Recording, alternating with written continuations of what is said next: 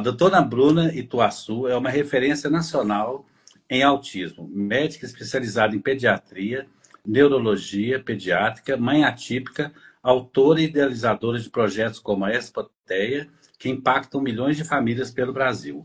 Sua trajetória une ciência, inclusão e vivência pessoal, trazendo conhecimento atualizado sobre diagnóstico precoce, intervenções eficazes, uso de canabidiol e apoio familiar. Obrigado por estar aqui para compartilhar sua experiência única com a gente e inspirar tantas pessoas a acreditarem no potencial e na inclusão. Boa noite. Se quiser falar com o pessoal, fica à vontade. Claro, boa noite, boa noite. Tudo bem, Gi? Ei, tudo bem? Tudo bem. Então, pessoal, meu nome é Bruna, sou médica, sou especialista em autismo, sou mãe de uma menina autista de 6 anos. E foi através da minha filha, né, que eu mudando um pouco a atuação na medicina. Eu fiz medicina, fiz pediatria, fiz pneumologia pediátrica. E quando a Havana nasceu, a gente descobriu, a gente foi percebendo alguns sinais de atraso.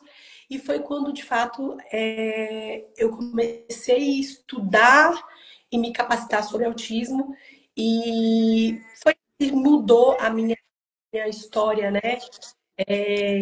De trabalho pessoal, profissional, minha vida no geral foi ali que mudou bastante. Então, hoje eu tenho uma clínica especializada em atendimento médico a pessoas com atrasos e transtornos do neurodesenvolvimento, com foco em autismo, e a gente criou a Expotea, que hoje é o maior evento de autismo da América Latina, mas com um intuito muito importante de trazer principalmente aí voz e visibilidade para uma causa tão importante quanto a nossa, para uma comunidade tão importante quanto a nossa, e principalmente pensando em trazer representatividade, trazer uma oportunidade de visibilidade para que a gente conseguisse, para que a população conseguisse também conhecer e saber mais sobre autismo, mas principalmente pensando nos nossos autistas, um espaço onde eles tivessem voz e lugar de verdade, que a gente conseguisse mostrar que a inclusão é possível, mas se faz na prática e todos os dias. Então, a nossa maior missão é essa aí. Oh, muito bom, É, Giovana. muito bom. Nós vamos iniciar agora com perguntas. A Giovana faz uma pergunta e ela faz uma pergunta para ela. Vamos lá, Giovana, pode fazer a primeira. Ok. Doutora Bruna, por que o diagnóstico precoce do autismo faz tanta diferença no desenvolvimento das crianças e quais são as principais sinais de alerta que pais e profissionais devem observar nesse processo? Certo. Primeiro falando sobre a importância do diagnóstico precoce, né? Então, qual que é a maior importância, qual é o maior impacto do diagnóstico precoce para as nossas crianças, pensando aí em adolescência, vida adulta, independência, né? Quanto mais precoce é esse diagnóstico, mais tempo a gente tem de intervenção com qualidade. Porque quando a gente fala em diagnóstico precoce, a gente fala principalmente em neuroplasticidade, ou seja, a capacidade que esse cérebro tem de aprender de uma maneira muito mais rápida e eficaz. Como a gente fala sobre autismo, e o autismo é principalmente atrasos do neurodesenvolvimento, quanto mais precoce a gente faz esse diagnóstico, quanto mais precoce a gente começa a fazer essas intervenções, mais cedo essa criança ganha habilidades. Então a gente consegue reduzir impactos, inclusive na própria poda neuronal, que a gente ouve muito falar sobre poda neuronal, e crianças que tiveram regressão, crianças que perderam habilidades, todo mundo acho que já ouviu falar em autismo regressivo, ou seja, essa criança ela perdeu habilidades depois da poda. Então, quanto antes a gente começa a fazer essas intervenções, mais habilidades essa criança ganha num espaço mais curto de tempo e menos impacto a gente tem dentro aí, principalmente falando da primeira poda neuronal, que é ali dentro do primeiro e segundo aninho de vida. E os sinais de alerta principais que os pais devem observar, e uma coisa que eu percebo muito no consultório, é que eu falo, olha, você percebeu algum atraso no primeiro ano de vida do seu filho? E aí, às vezes, os pais, eles falam, não, no primeiro ano não vi diferença nenhuma. E não tinha atrasos. Aí a gente começa a perguntar, mas ele dava tchau? Tchau ele não dava. Aí ele apontava? Não, ele também não apontava. Ele falou? Não, só balbuciou. Não falou palavrinhas, não entendia comando simples. Então, sinais de alerta. Se a tua criança, primeiro ano de vida, ela atende menos ao chamado pelo nome, ou seja, você precisa se esforçar muito para que ele faça o contato visual, que ele responda ao chamado pelo nome. Se ele ainda não aponta, se ele não dá tchau com função, se ele não manda beijo. Primeiro aninho de vida, a criança tem que falar de 5 a 10 palavrinhas com função. Água, sim, não, mamãe, papai, quero, dá. Se a tua criança não fala nenhuma palavrinha, ele só balbucia. Se no brincar ele ainda não tem um brincar funcional com os brinquedos, ou não tem interesse pelos brinquedos, ou você dá diversos brinquedos, ele brinca com muito mais objetos que não são brinquedos, ele tem interesse, por exemplo, por tampinha, por tampa de caneta, por papel, por folha, por pedacinho de árvore, toquinho assim de árvore, enfim, panelas, tampas. É um sinal de alerta e a gente precisa ficar muito atento a isso. Hoje a gente já sabe que os nossos autistas, cerca de 87% deles, têm algum tipo de motor. Então, também ficar alerta em crianças que demoraram muito para sentar, demoraram muito para andar, crianças que não engatinharam, ou que tiveram um engatinhar atípico, né? Às vezes a criança ela só arrasta o bumbum, ou ela puxa uma perninha e a outra ela engatinha. Se a tua criança tem menos força motora, se cai muito. Então, são sinais que a gente precisa observar, né? Um bebê muito irritado, um bebê que chora muito, que não dorme, que tem dificuldade para se alimentar. São sinais de alerta que merecem investigação. E aí, a minha pergunta para você é: com quantos anos você recebeu o diagnóstico, Gi? Eu recebi meu diagnóstico com uns 3 anos. E você sabe quais eram os atrasos que você apresentava nessa fase? Bom, nessa fase eu tinha atraso de fala e que mais, Gildo? Atrás de fala, principalmente, né? E você fez 8 anos de fono. Eu fiz 8 anos de fono. Não tinha mais uma outra coisa, não? Aí tem que perguntar para sua mãe, que Mãe, essa tinha época. mais outra coisa além do atraso de fala? Você não comia muita coisa. Não comia muita coisa. Dificuldade para andar. Tinha... Pés, né? Você andava na ponta do pé, né? Eu andava na ponta dos pés? Andava. Ou era dificuldade? Ou eu só ficava pegando alguma... Não conseguia abrir uma garrafa. Não conseguia abrir uma garrafa. Dificuldade motora, igual ela falou, exatamente isso. E a Giovana foi com 3 anos diagnosticada, mas sua mãe te contou com quantos anos? 12 anos. Com 12 anos, você ficou sabendo que você era autista. Uhum. Como foi esse contar? Como que sua mãe te contou? Bom, ela me contou e aí agora faz sentido, porque eu era diferente das crianças. Você notava essa diferença? Você percebia? Gente? Eu tinha essa diferença Você das notava? crianças. Ela perguntou se você... Eu tinha notado. Entendi. Entende? Entendi. Eu até tentava fazer igual, mas... Entende? Você tentava fazer igual as crianças? É. E não conseguia? Explica um pouquinho mais como é que era que você tentava. Bom, deixa eu lembrar. Deixa eu ver. Eu tentava te esforçar para aprender a ler, mas eu começava meio devagar. Legal. Aqui, ó. Lê essa pergunta agora para ela, por favor. Tá bom. E eu só aprendi a ler quando tinha 12 anos? Não, agora com 17 anos. Ah, com 17. A Giovana descobriu também agora que ela tem transtorno do déficit de linguagem. Peraí.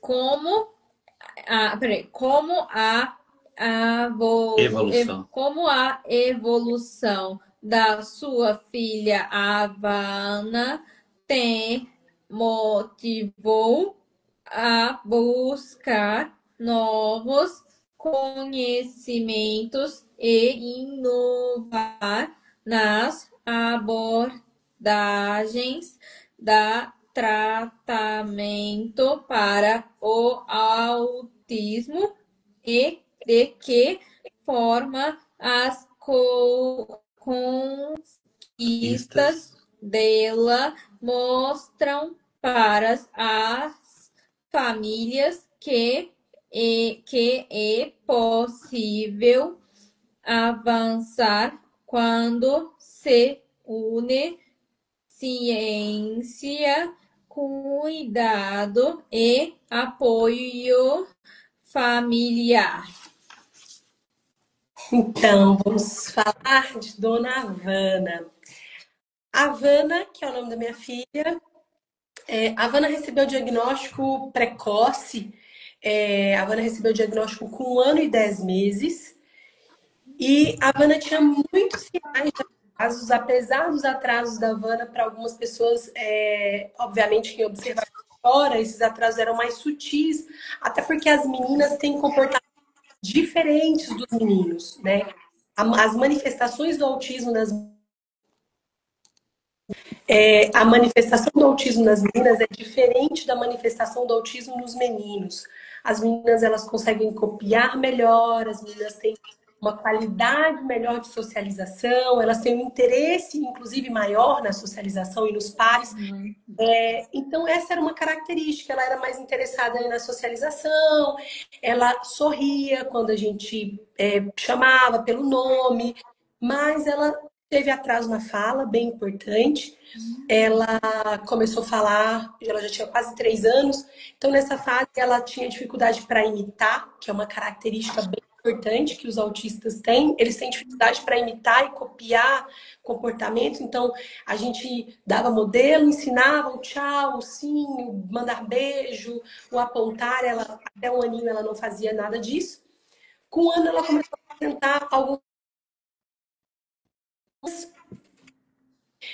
apresentar algumas estereotipias, comportamentos mais repetitivos. Então, por exemplo, ela girava no próprio eixo, ela começou a apresentar alguns flaps de mãos, ela corria para os lados, tinha alguns objetos de apego. Então, por exemplo, ela tinha apego com folha, com tampinha de garrafa,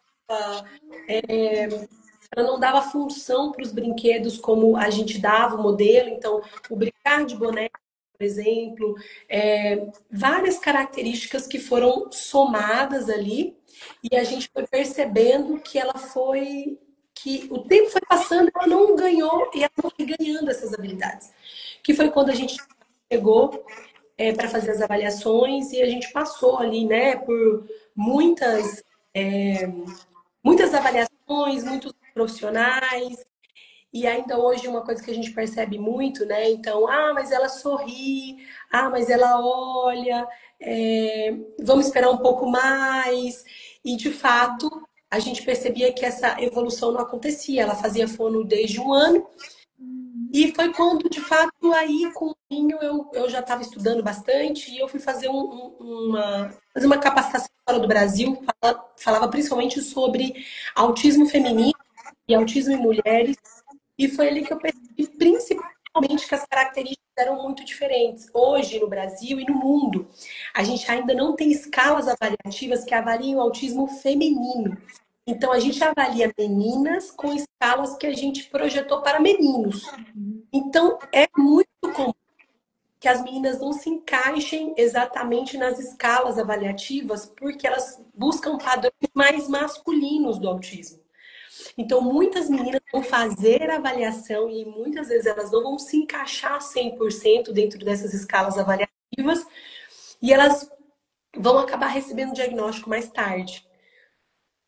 Por sorte, não foi o caso da Havana. A Havana teve a oportunidade de receber um diagnóstico mais cedo, um diagnóstico precoce, e começou a fazer essas intervenções de forma muito cedo, muito precoce, ganhar habilidades, e ela foi evoluindo, né? Com 3 anos ela começou a falar, e ela começou a ganhar habilidades sociais. Hoje a Havana é uma criança que está em processo de alfabetização, ela fala, ela brinca, socializa, tem muitas habilidades e tem evoluído assim de forma fantástica.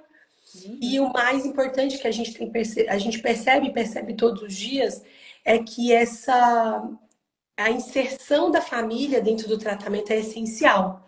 Se a família não estiver inserida no tratamento, se a família não for o centro do tratamento, a gente não consegue evoluir de forma adequada. Então, todo tratamento, toda intervenção, ela deve ser centrada na família. E grande parte do tempo da vida dessa pessoa, ela passa em casa e passa com a família. Então, a família precisa estar inserida, a família precisa estar incluída nesse processo, né? Então, a evolução dela, de fato, e todas as características de mudança durante o processo de diagnóstico e intervenção foi o que mais motivou para que a gente hoje fizesse um trabalho de qualidade e excelência do que a gente desenvolveu aqui, principalmente para a clínica, um olhar muito diferenciado em relação a tratamento, intervenção, acompanhamento, porque a gente sabe que não existe intervenção bem feita sem avaliação, e hoje, infelizmente, é o que a gente mais vê no Brasil, né? São crianças começando intervenção sem avaliação anterior, seguindo as terapias sem reavaliações. Então, a gente hoje foca muito nisso e sabe que isso tem um impacto, faz uma diferença muito grande. E você começou a fazer terapia com que idade, Gi? Quantos anos eu tinha, Gildo? Você fez bem pequenininha, né? É. Bem pequenininha, faz um tempo, mas depois parou, né, Giovana? Eu sei. Eu só sei que eu fiz 8 anos de fono. Quantos anos eu tinha quando eu comecei? Começou com 3 anos, logo que foi feito o diagnóstico, você começou, Então, parou quando eu tinha 12. por aí. E terapia você fez durante esse período, mais ou menos, também. Depois parou, hoje em dia não faz mais não, né, Giovana? É. E você recebeu alta das terapias, você foi recebendo alta das terapias conforme o tempo foi passando e você foi tendo, e depois, com que idade você não precisou mais fazer esses acompanhamentos que você recebeu alta? Bom, eu comecei aos 3 anos. Então, com certeza, pela matemática, 11. Com 11 você recebeu alta total? Com certeza. Entendi. Então tá bom. Então foi uma boa evolução.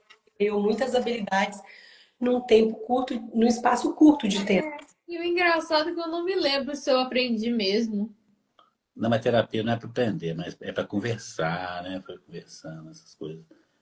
Para ganhar habilidades, né? Principalmente. Isso. Então, por exemplo, hoje você já consegue socializar melhor. Então, lembra quando você falou que quando você era mais nova, na escola você tentava copiar, mas não conseguia entender bem como que era esse processo.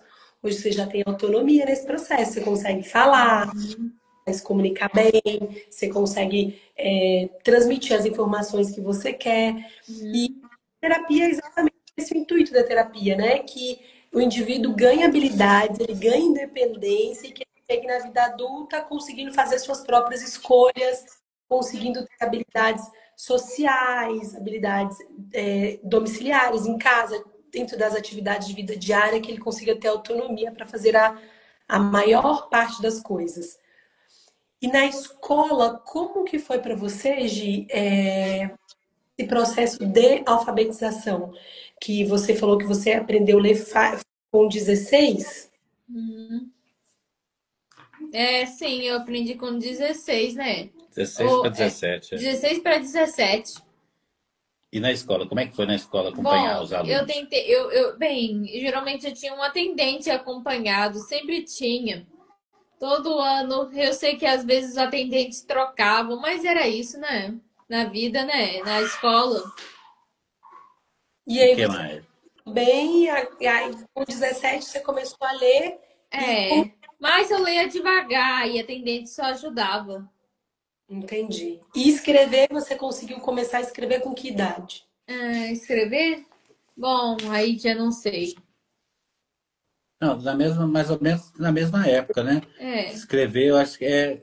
Você escreve suas histórias agora no celular, né? A Giovana acabou é. desenvolvendo uma técnica Olha, dela. eu já sei escrever, peraí. Bem, Não, pode, aqui, ela acabou vai. desenvolvendo uma técnica de escrever. Ela está até escrevendo um livro agora. E ela escreve no celular, né, Giovana? Como é que você faz? O celular acho que vai. Mas eu vou ser sincera, não é igual da escola. É tipo, eu só ficava para fazer escritura rápido, eu só precisava apertar o microfone e falar. E se eu reparar que a letra tá errada, eu aperto nela e aí escrevo e coloco certo. Mas vai se virando, né, doutora? Uhum. Ganhou essas habilidades, né? É isso. E é sobre isso que a gente fala. Porque É, se essa pessoa não tiver condição de fazer daquela forma que todo mundo faz, a gente precisa ter a capacidade de adaptar para que ela faça. O importante é que ela faça. Então, o importante é que você, de uma forma ou de outra, você adaptou para que você fizesse. E hoje você faz. E uhum. você está escrevendo um livro dela, que em breve aí nós vamos publicar. Assim que eu terminar umas coisinhas aí. Isso mesmo. Aqui, faz essa pergunta agora, Giovana. Muitas pessoas ainda têm dúvidas ao receio. Peraí. Receios em relação ao uso do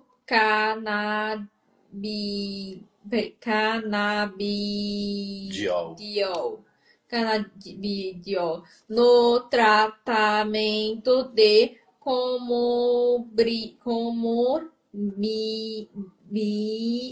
Bidades. comunidades no autismo. Como você explica quando esse recurso é indicado e de que forma ele pode ajudar? Então, na verdade, a pergunta é sobre o uso do canabidiol, né? E como o cannabis ele pode ajudar, em que momento é o momento em que a gente opta pelo uso do canabidiol. Vamos lá, o canabidiol é uma medicação, é uma coisa, a primeira coisa que a gente precisa falar, canabidiol é uma medicação como várias outras medicações. Precisa de prescrição médica, indicação médica e acompanhamento médico muito próximo. Essa é uma das principais características de sucesso ou não no tratamento. É esse acompanhamento muito próximo médico, porque se o médico não faz esse acompanhamento próximo, a gente não consegue fazer modulação de dose, a gente não consegue acompanhar os comportamentos do paciente conforme o paciente vai fazendo uso dessa medicação. O canabidiol, ele é uma medicação hoje que a gente já tem muitos estudos aí sendo encaminhados, principalmente ele é usado hoje para tratar comorbidades como ansiedade, transtorno do sono, agressividade, melhora em diversas áreas aí, como a própria comunicação, o próprio interesse na fala. Muita gente fala, a criança começou a tomar canabidiol e ela começou a falar. Muitas vezes ela começou a tomar canabidiol, ela começou a se interessar mais pela própria comunicação. Então, ela fatalmente ela começa a buscar outros recursos para que ela consiga se comunicar. Mas hoje a gente tem respostas muito boas, principalmente para quem tem transtorno do sono, crianças e adolescentes, adultos com transtorno de ansiedade. E a gente faz o uso e hoje a gente consegue fazer desmame de outras medicações e permanecer só com o canabidiol na grande maioria dos casos dos pacientes, com uma resposta muito boa. Mas, principalmente, lembrando que muita gente chega e fala, eu vim porque eu quero usar canabidiol, porque fulano usou o canabidiol, outra pessoa está usando com uma boa resposta. Então, a gente precisa ter essa noção de que cada paciente é um paciente, cada quadro é um quadro, cada pessoa vai ter uma resposta diferente.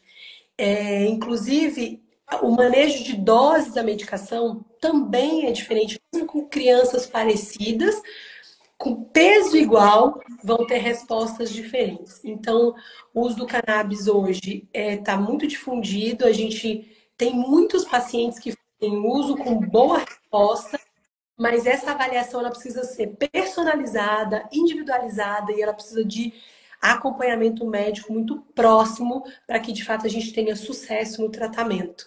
Mas hoje já vê o canabidiol como uma opção terapêutica real, de fato.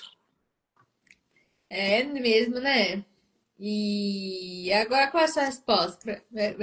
Sua pergunta. Você já usou alguma medicação, Gi? Medicação? Remédio. Remédio? Ah, eu já usei remédio de dor de cabeça, até próprios, que é um que eu não gosto, e remédio de gripe, e alguns remédios que eu não gosto de tomar, mas mesmo assim me melhorou. É, mas nunca precisou tomar nada assim para alguma comorbidade, não. Né, De Giovana? medicação de uso contínuo ela nunca fez, né? Não, nunca fez. Só mesmo. Às vezes ela, hoje em dia, principalmente quando tem muito estímulo, ela sempre vem a dor de cabeça, né? Dor de cabeça ela tem frequente. Então, por exemplo, hoje ia ter essa live, já toma o remédio até antes para poder suportar. Entendeu? Sempre é Mas só. É, carga sensorial? Exatamente, dá um pouquinho nela. Aí ela toma o remédio. Né? Quando ela sai muito, vai num evento, alguma coisa, sempre tem. Mas bem levinho, aí toma um remedinho para. Né? é mesmo. E às Aqui, vezes a minha dor de cabeça fica grande quando eu fico demais na tela. é porque é muito estímulo, né? Fica jogando aqueles joguinhos, Minecraft, aí é muito estímulo, aí acaba dando dor de cabeça também. Aqui, Giovana, aproveita agora essa pergunta então para ela. Tá bom. Doutora Bruna, Ah, a Spotea, a espoteia é considerada a maior feira de autismo do mundo e alcança alcance milhões. milhões de pessoas. Qual foi o maior desafio para transformar esse evento em referência internacional e o que você mais espera desta edição? Então vamos lá. Surgiu de uma forma muito natural. Eu, como mãe de criança autista, e além de médica dessas crianças, adolescentes e adultos, eu buscava em diversos lugares recursos diferentes para que eu conseguisse oferecer melhor qualidade para os meus pacientes e indicar para pais, mães, qualidade e diversidade de recursos terapêuticos também. E eu ia muito em feiras, em muitos lugares, palestrava em muitos lugares. E um dia eu falei, gente, se a gente tivesse, né, um local onde a gente pudesse reunir todo mundo, que fosse um local de encontro, onde a gente pudesse trazer tudo isso para um lugar só, e a gente tivesse principalmente um local onde fosse projetado para o autista, porque era o que eu mais via, eram lugares onde eu ia para falar sobre autismo, mas só de entrar eu observava que aquele lugar não era um lugar onde o autista conseguiria permanecer. Por quê? Porque tinha um estímulo sensorial muito grande, porque o som era muito alto, porque tinha muita luz, porque por diversos fatores aquele local não era um local preparado para receber pessoas dentro do transtorno do espectro do autismo, dentre outros transtornos. E quando a gente pensou na Expotea, o maior diferencial, primeiro que todas as pessoas que trabalham e fazem a Expotea são neurodivergentes. Então, a gente tem pais e mães atípicas que são neurodivergentes, a gente tem a nossa equipe, a grande maior parte da nossa equipe são pessoas dentro do transtorno do espectro do autismo, transtorno de hiperatividade e déficit de atenção, altas habilidades. A gente tem a maioria dos nossos colaboradores, eles estão inseridos dentro desse universo de forma real. Por quê? Porque a Expoté é feita a muitas mãos, olhos e corações, porque cada um tem uma visão e acaba trazendo uma riqueza de detalhes e informações para que a gente consiga fazer que o evento seja, de fato, o mais inclusivo possível, né?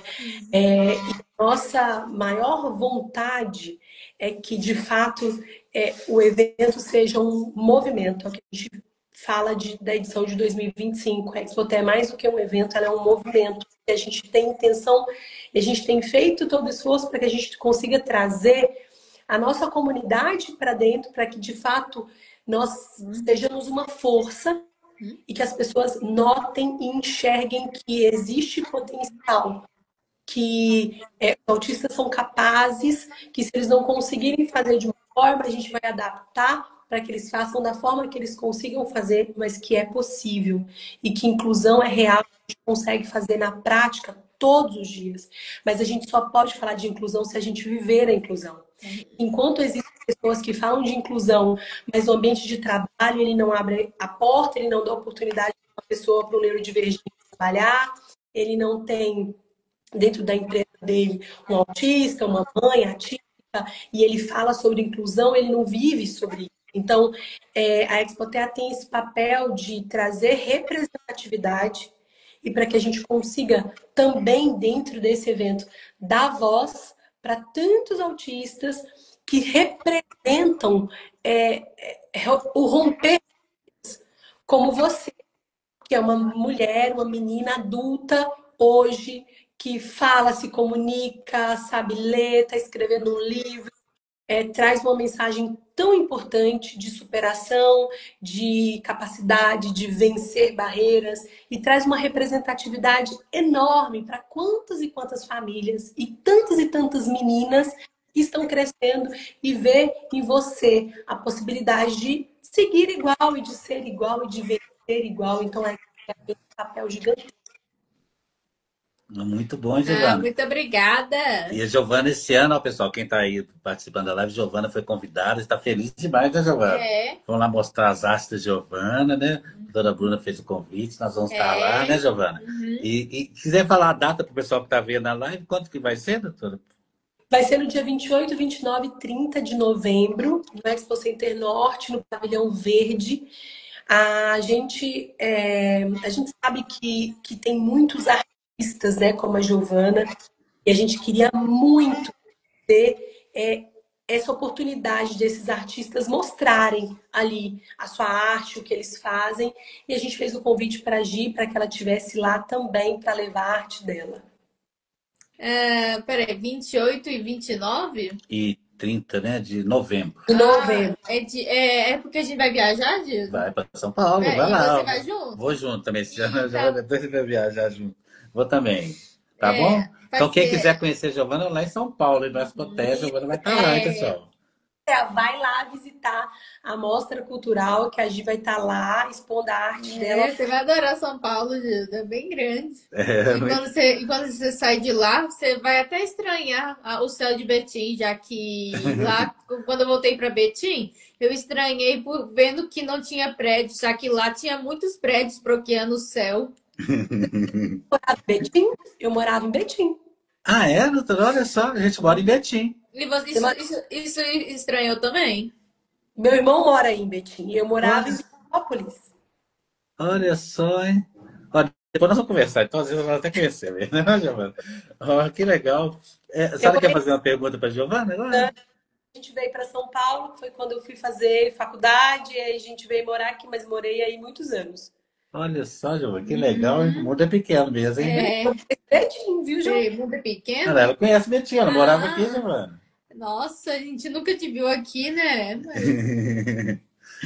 Pois é, mas a gente vai se ver aqui em São Paulo, na Expoté, viu? Vamos ver, né? Vamos mesmo. Quer fazer uma pergunta para a Giovana, doutora? Giovana, Hoje, o que que você pensa assim, quando você pensa hoje na tua vida adulta, o que que você tem mais vontade de fazer? Qual que é a profissão que você pensa assim, ah, eu quero fazer isso eu gosto muito de fazer, é com isso que eu quero trabalhar. O que que você pensa? Bom, eu gosto de fazer obra de arte, desenhar. É o que eu faço. E às vezes, quando eu tô no cansaço, eu só quero deitar e assistir uma série, quando eu tô cansada. Isso Entende? é o livro, isso é E o é livro. claro, eu tô querendo fazer meu livro, a história de Corrida dos Reinos, que é bem importante também. E você gosta então você gosta de desenhar. Você faz o quê? Você pinta, desenha. Uhum. E olha, eu vou te ser sincera, na minha cabeça tinha várias histórias. Sabia que no passado, todo ano chegava uma nova. E aí, só que aí com o tempo eu tenho que ser rápido de criar as histórias, porque já tem umas outras minhas que já foram pro esquecer, bem, eu não esqueci elas, mas já era. Entende? Uhum. A Giovana ela estava fazendo, escrevendo várias histórias ao mesmo tempo. Aí a gente está tentando ajudar ela a organizar. Aí agora ela está fazendo uma história, que esse livro já está com 50 e quantos por E cento? eu tenho duas que estão na Estão fila na fila. e outras que estão precisando de melhorar a história para arrumá-las. A Entende? cabeça dela é criatividade o tempo todo, doutora. É E histórias, é toda arte. vez que eu acabo ganhando inspiração, o problema é que toda vez que eu acabo ganhando inspiração, eu acabo desenhando isso. Entende? Entendo, que bom. Você já aproveita e já separa esses desenhos para você trazer, hein? Isso mesmo, né, Giovana? Nós estamos preparando, isso Uhum. mesmo. Que legal, Giovana. É, Ó, nós vamos encerrando aqui já. A Giovana vai fazer a última pergunta agora para a doutora. Vai lá, Giovana. ok. Para falar, Finalizar. para finalizar, que recado você daria para jovens neurodivergentes que, como eu, querem ocupar espaço de fala, promover inclusão e sonhar alto tanto nas redes sociais quanto na vida real? Eu não é tão grande que eu sonho, mas fazer o quê? Você não sonha alto, não, Giovana? Não, Bom, você sonha. Qual que é o seu sonho? que minhas histórias realizam Virem o quê? filmes e séries. Então é um sonho alto, né? Deixa ela Mas responder. nunca é tão tarde. Olha, a minha maior vontade é que a gente realmente viva num mundo onde a inclusão seja real, onde cada pessoa possa ter oportunidades iguais. E o que a gente mais busca hoje com inclusão é oportunidades iguais. E oportunidades iguais não é igualdade para todo mundo. Oportunidade igual é equidade, é oferecer para cada um aquilo que ele precisa e adaptar o que ele não consegue fazer para que ele consiga fazer da melhor maneira, mas que de alguma forma ele esteja inserido, incluído, seja pertencente de verdade. Então, o meu recado para todos os neurodivergentes é que sigam, porque vocês são luz, vocês são referência, vocês trazem representatividade para tanta criança que está crescendo, tanto adolescente que através de vocês eles veem que é possível e tantos pais inspiram em cada um desses autistas, adolescentes, infantis, adultos que estão crescendo, ganhando espaço, ganhando voz e desenvolvendo um trabalho fantástico, mostrando que sim, é possível todos os dias de verdade viver a inclusão e é possível romper barreiras e vencer os obstáculos. Então, que vocês sigam sendo luz e mostrando que é possível sim. Ah, muito incrível! Olha, Nossa, que foi legal, incrível. Sabe, quando o Judo falou sobre sonhar alto, achei que ele vai falando sobre parecendo na Fortuna, entende? Aham. Aí, quer que eu te mostre a minha história ou quer encerrar por hoje? Pode mostrar, se você quiser, pode me mostrar.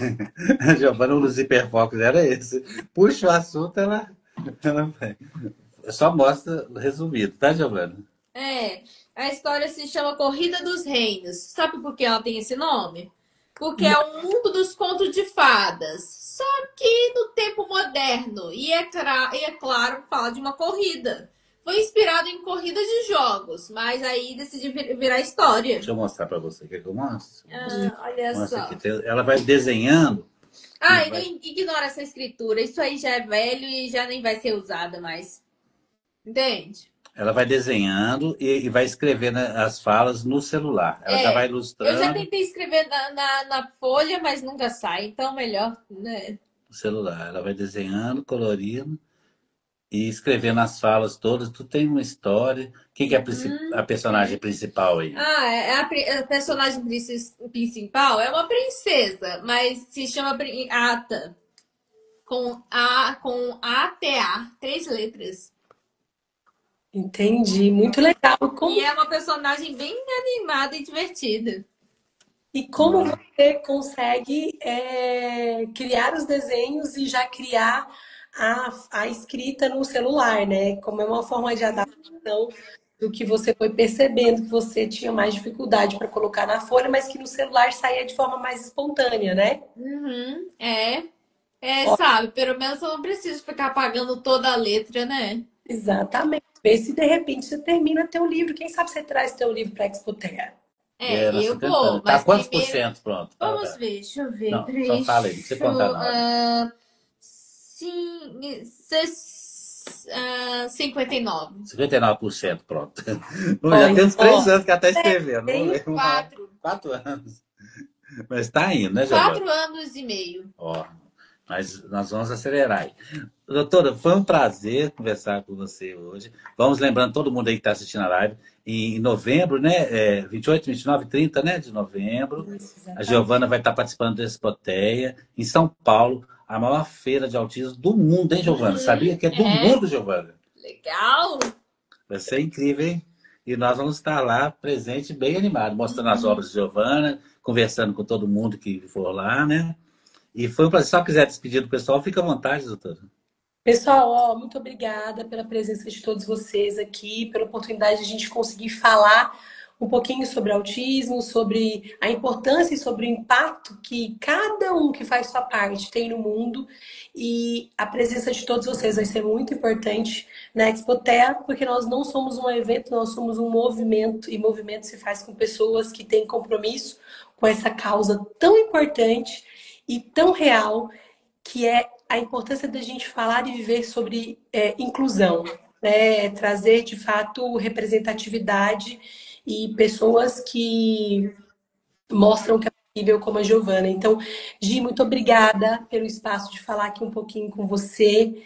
Que você continue aí adaptando o que você precisa adaptar, representando tão bem as mulheres autistas que são capazes de coisas inacreditáveis e que você permaneça aí todos os dias incentivando, estimulando tantas pessoas e inspirando tanta gente a acreditar que é possível, tá bom? Eu te espero na Expoterra pra gente tirar uma foto, conversar. Vou te apresentar a Vana para você conhecer, ela vai tá bom?